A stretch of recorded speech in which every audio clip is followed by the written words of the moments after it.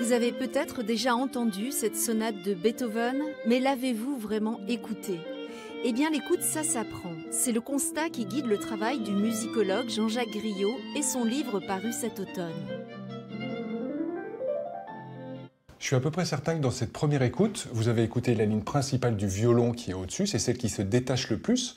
Ma proposition, elle est toute simple, c'est d'écouter l'accompagnement qui est au-dessous. Suivez le piano.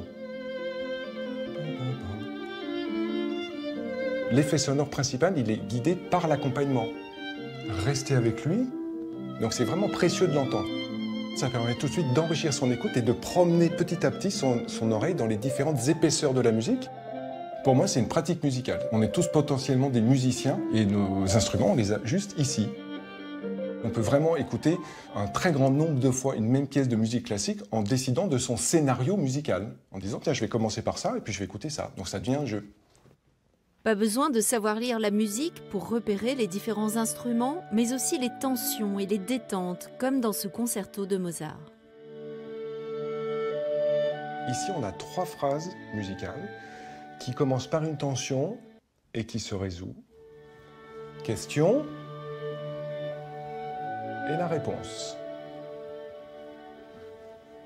La tension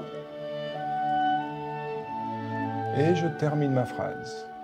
Et à nouveau, tension, et je continue, c'est un peu plus long, mais je vais finir ma phrase ici. On sent que la ligne prend une tension et on suit la tension et la détente. Donc c'est une invitation à suivre ces mouvements et ces lignes au-dessus pour pouvoir entrer dans la musique et pas rester à l'extérieur. Ne pas rester à l'extérieur, c'est tout le sens de la démarche de Jean-Jacques Griot qui prépare à l'écoute des non-initiés avant de les accompagner à un concert. J'ai pas mal de personnes pour qui c'est la première fois à la Philharmonie de Paris, à l'Opéra de Paris. C'est vraiment d'entrer dans les œuvres qui sont programmées pour rassurer tout le monde en disant voilà, avec des clés d'écoute, vous pouvez pleinement profiter du concert et c'est des lieux qui sont faits pour vous. Pour s'approprier ces lieux, oser ou tout simplement avoir envie de franchir leurs portes, il faut pouvoir créer ce rapport intime et ludique avec la musique.